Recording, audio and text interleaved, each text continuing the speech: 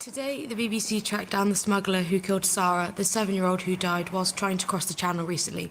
Will the parties admit that tragedies like these are a direct result of a failure to provide safe and legal routes? So just to remind those of you who are not across it, it was a brilliant report by a fantastic journalist called Andrew Harding. It's the second time, in fact, the BBC's now tracked down a smuggler.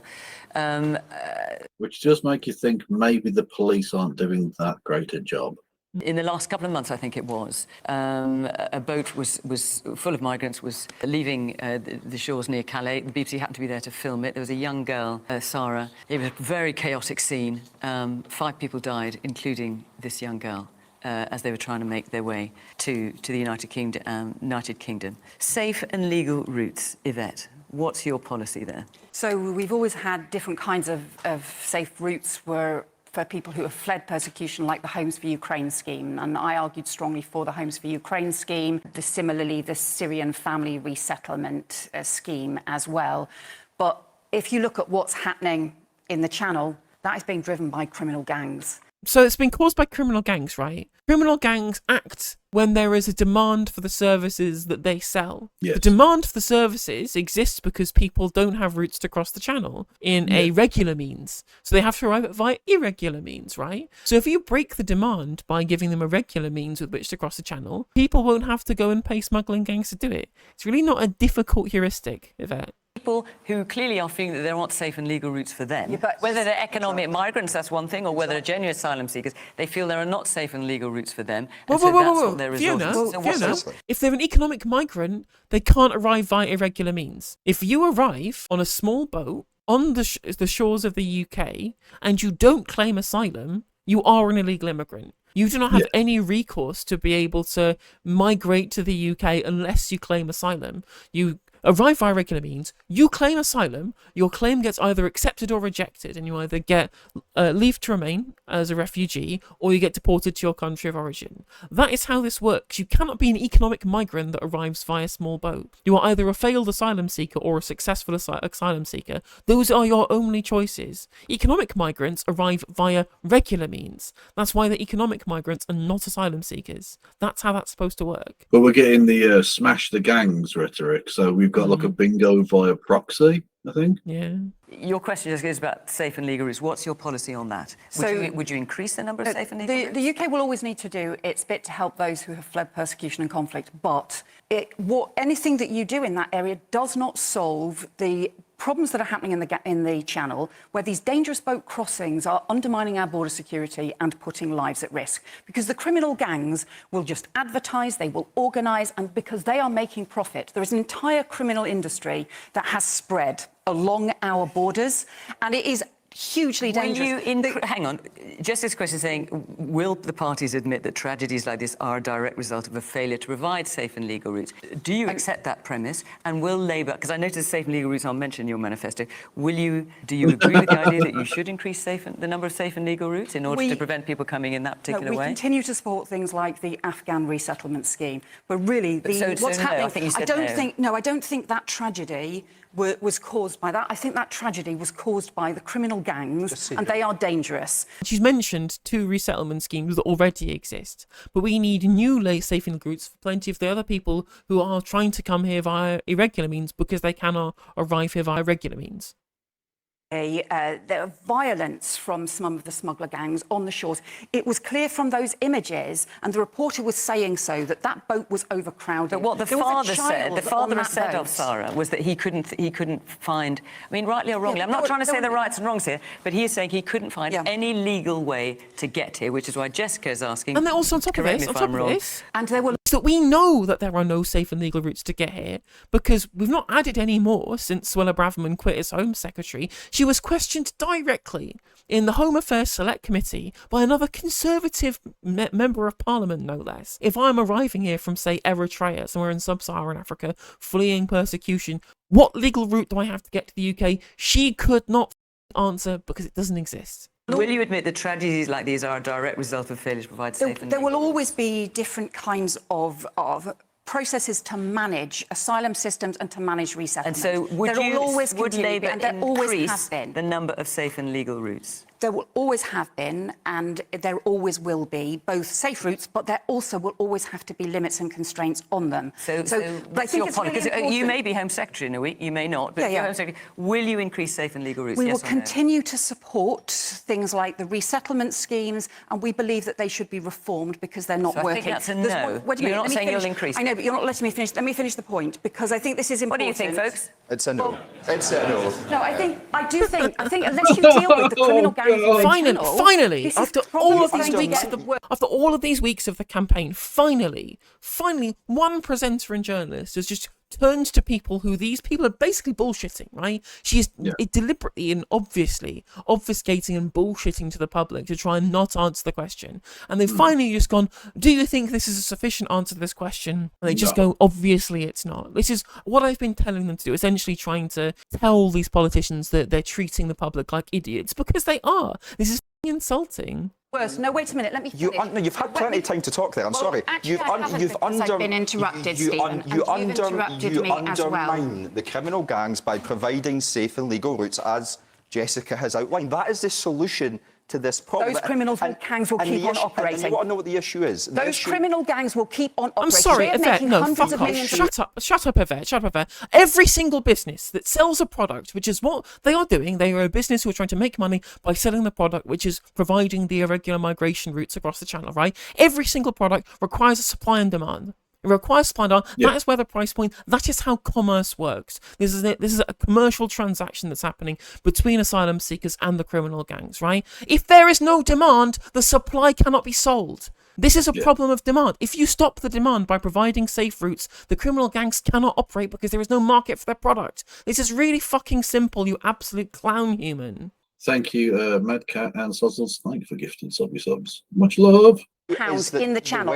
Nobody is going after them. At the moment, a journalist was more successful in tracking down those people smugglers than law enforcement. That is shocking. Those criminal gangs crowded people onto that boat and they got away with it. Those criminal gangs organisers are then just being able to continue to make money, putting more people in it. That's why we need a new border security command that can go after those gangs and make sure they face justice for these terrible crimes. Leila. Sorry, I didn't catch what you said then. Say that. I think she should answer the question, I think. Yeah, of course, she didn't.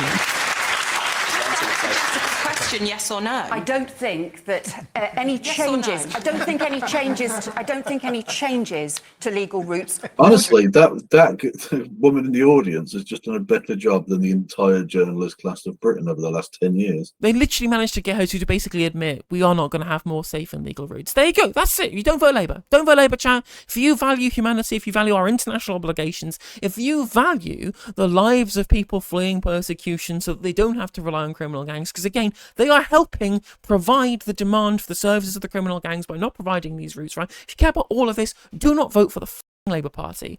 Prevent the criminal gangs operating. So you have to go after the gangs. This is the issue with we politics. do need to have proper resettlement schemes, but I don't think they would prevent the criminal gangs operating. We have to go after those gangs. Leila. So the question was, do the Liberal Democrats think... everyone here, but yes. Everyone here. But does our party think that what happened was a direct result of a lack of safe and legal routes? And the answer is yes, OK?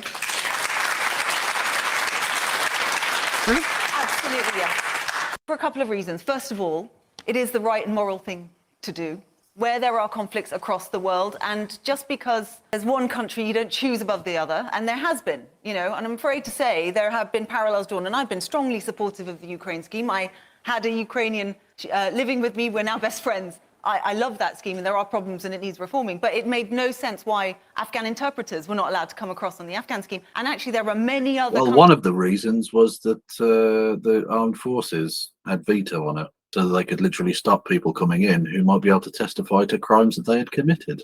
in the world that desperately need safe and legal routes. And people do this out of desperation. They do it because they've got nowhere else to be. They do it because they think they're going to die. That's why they're doing it. So Leila, it's because in your manifesto you say we will work across borders to provide safe and legal routes to sanctuary for refugees. Do you envisage any limits to those safe and legal routes, or are you saying anyone who feels they have they're in fear of their safety can come to the UK, no matter how great the numbers are, they can come safely and legally? There has to be coordination, and there has I'm been asking in the about past. numbers. Yeah. That's why being in the European Union was a good idea, because you can spread the potential influx more fairly. This question about numbers, it's like, well, would they put a cap on the numbers? Well, that would be a violation of the convention, the refugee convention, right? People, if they come here and they arrive here and they have a genuine claim of asylum and it gets accepted, they should be able to stay here. That's how that works, right? As far as the Lib Dems are concerned, coordination on the numbers. What does that mean? Limit on the numbers? Is that another way of saying limit? Well, so for example, where we have in the past been part of things like Europol, we might have been able to share data about where these criminal gangs are. We also used to have better agreements with other countries across Europe. We don't have that anymore. You're not answering my question. My question is, if you're saying we will work cross borders to provide safe and legal routes to sanctuary for refugees, I'm asking you directly, do you set a limit on that number, or are you saying anyone who has a justifiable reason for coming from anywhere in the world, they can come? The international rules on asylum say that if you are someone fleeing persecution, you are allowed to be granted asylum and then have that asylum in the first, well, in a safe country. So you're not setting a limit on numbers, just to be clear, because I've got to get round No, this. I'm not saying that there are going to be numbers, but it needs to be done in coordination with other countries. I think people can understand what I'm saying there. It needs to be not just. Well, I'm not clear if you're setting a limit on numbers or not, but I don't know about anybody else here. There are a number of things you have to do first, and I remind you that what Rishi Sunak said in the House of Commons was that when those things had been done, we would look at safe and legal routes. So my answer to you partially is yes, but first you have to do the things that he's done. He's doubled the caseworkers for dealing with these cases. He has improved significantly the working relationship. We've gone from one person assessing to two. Ooh, let's go. And again, like, the lack of assessors in the first place is why we're in this mess. We wouldn't need, like, quadruple the number of assessors if we hadn't built a backlog by stripping away the number of assessors that we previously had under previous governments. Like, you've created this backlog yourself, and we've spaffed millions of pounds of public money up the wall, housing people in hotels, when we could have just been spending that money on assessors in the first place. You cannot trust these clowns with governance, because they don't care. As we've said 1,000 times now, the Conservative Party has never, ever cared about the role of governance. They just want power. They just want to win. Good night, Bubba. Much love. Yes, indeed. It's another example of the false economy. If you get rid of assessors, you save a tiny bit of money in the grand scheme of things on the wages you have to pay them.